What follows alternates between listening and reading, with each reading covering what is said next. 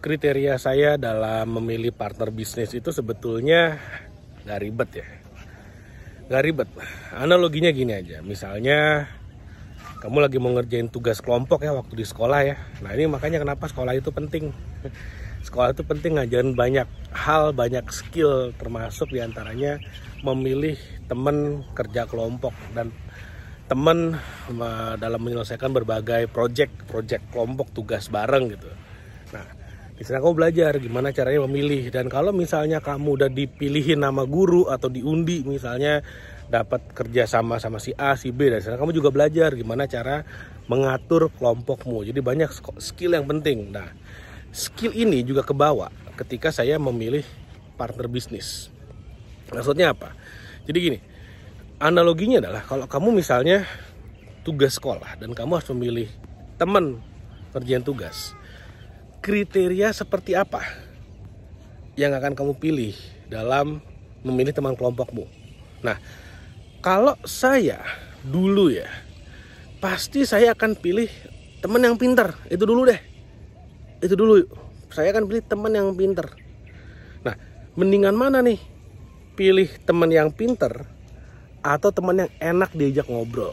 Nah, kan ada kan teman yang enak diajak hangout, orangnya seru, orangnya asik, tapi suruh kerja nggak bisa. Sebaliknya pun ada, orangnya kaku, nggak bisa ngobrol, atau orangnya saklek gitu, gawat gitu. Tapi dikasih tugas apa aja mereka selesaiin. Mereka jago, pintar, dan kualitas pekerjaannya pun tinggi, nilainya itu kayak nilai kelompoknya udah pasti A tuh, udah pasti tinggi tuh kalau misalnya satu tim sama mereka tuh. Kalau saya mendingan milih orang yang pinter. Kalau saya dulu nih waktu kuliah nih, waktu sekolah dulu kan tugas kelompok, saya cari yang pinter. Kenapa? Karena saya selalu punya orientasi bahwa dalam namanya pekerjaan, sesuatu yang serius ya, itu adalah harus diisi orang-orang yang bisa mengerjakan tugasnya. Beda dengan kalau misalnya mau liburan gitu kan.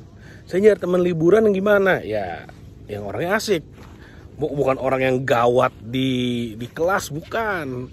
Saya cari orang yang asik, yang bisa diajak ngobrol, yang kita bisa spend time seru-seruan bareng. Karena beda.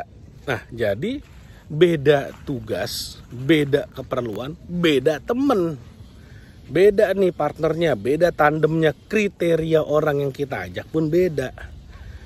Nah, sekarang kalau bisnis bagaimana? Nah, ini yang banyak orang salah nih. Jadi semua bisnis saya itu ada partnernya. Saya nggak ada bisnis yang sendiri gitu ya. Bisnis yang serius ya. Kalau bisnis yang ya lucu-lucuan ya ada lah yang sendiri, bikin bangkrut, bikin gagal, nggak jalan ya ada banyak gitu ya. Cuman ya itu namanya bisnis setengah hobi lah. Tapi kalau bisnis yang serius yang benar-benar menghasilkan per bulan bisa puluhan, ratusan, bahkan miliaran, itu saya selalu berpartner. Nah, kenapa harus berpartner? Karena kalau sendiri one man show itu artinya saya bukan punya bisnis, saya menjadi karyawan di bisnis saya, dan saya nggak mau. Kalaupun bisnisnya jalan, nggak akan bisa jauh, nggak akan bisa lama, dan atau nggak akan bisa besar, gitu aja. Makanya kenapa partnership itu menjadi sangat amat krusial, sangat penting sekali. Nah, saya akan selalu mengelilingi diri saya dengan orang-orang yang jauh lebih kompeten daripada saya, orang-orang yang jauh lebih hebat daripada saya, sehingga tugas saya apa? Misalnya bagian keuangan, saya punya orang yang jago banget di bidang keuangan. Untuk ngurusin HR, human resource, SDM, saya punya orang yang jago banget menilai apakah seseorang ini, calon karyawannya adalah seorang high performer atau bukan. Saya punya orang-orang kayak gitu. Lalu kemudian tugas saya apa? Sebagai seorang pimpinan, CEO, founder, apa tugasnya? Simple. Tugas seorang pemimpin itu adalah leading itu artinya memimpin gitu ya, memimpin tim yang ada, mengorkestrasikan tuh kayak dirijen gitu, yang dirijen, supaya timnya bisa bekerja dengan maksimal. Itu tugasnya CEO, itu tugasnya dirut pemimpin perusahaan, tugasnya founder itu. Meskipun ada tugas tidak tertulisnya, yaitu adalah ya harus jualan gitu ya. Nomor satu tuh jualan tuh, jualan. Kalau kamu nggak bisa jualan, kamu nggak usah bisnis. Sorry, itu fakta. Kamu nggak bisa jualan, kamu nggak usah bisnis. Nah, sekarang balik lagi dalam memilih seorang partner bisnis. Bedakan antara memilih partner dengan memilih karyawan. Kalau karyawan nggak perform, kamu bisa pecat, selesai urusan. Karyawan nggak becus kerjanya, kamu bisa ganti. Partner nggak bisa.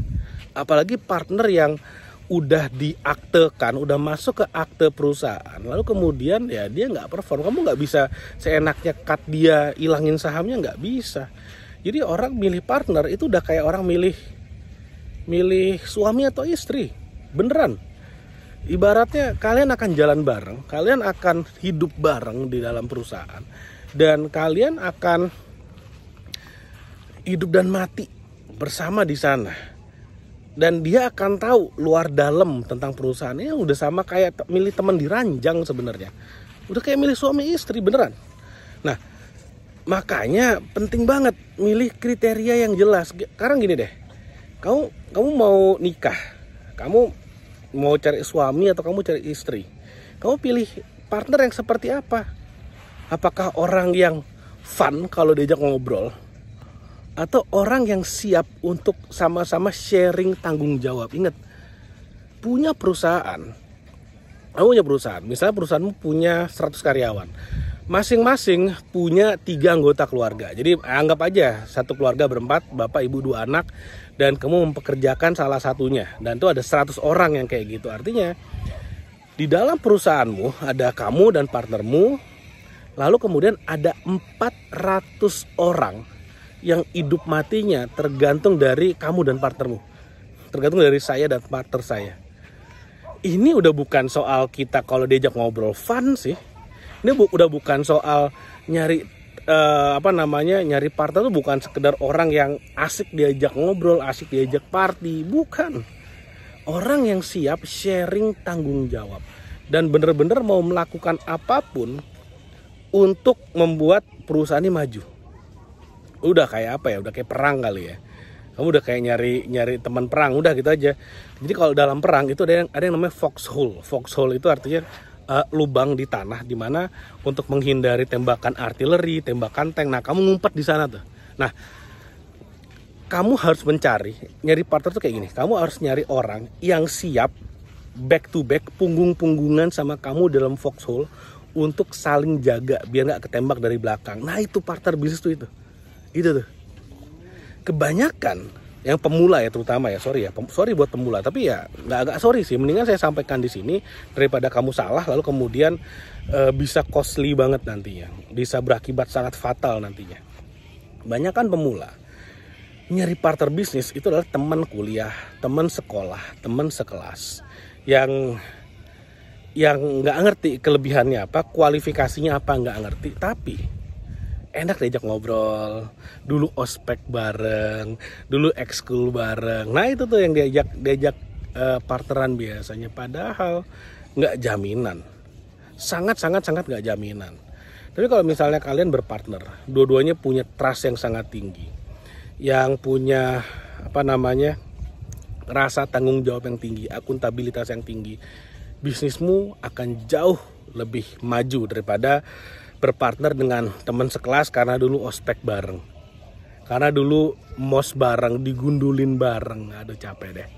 Lalu kemudian, nah ini bonus nih, kriteria berikutnya. Kalau kamu nyari partner bisnis, carilah orang dengan skill yang berbeda dengan kamu, dengan circle yang berbeda. Maka kalau circle yang berbeda, itu ya hampir dipastikan bukan teman kamu sih sebenarnya, bukan teman awalnya. Nah, cari yang circle-nya beda. Kenapa? Karena kalau networknya beda, artinya kamu sama partnermu, networknya itu ditambah. Networkmu tambah network partnermu, artinya si bisnis ini networknya akan besar sekali dibandingkan kalau kalian punya circle yang sama, satu kelas, satu ekskul dulunya, satu komplek tinggalnya. Ya temennya itu aja. Karena kalau temennya itu aja, masalahnya adalah ya terbatas bisnismu untuk bisa bertumbuh. Karena Dalam yang namanya bisnis, network equals net worth. Jaringan pertemanan sama dengan kekayaan. Jadi kalau kamu mau bisnismu besar, bisnismu kaya raya, perbesarlah jaringannya. Mulai dari mana? Cari partner yang circle-nya beda.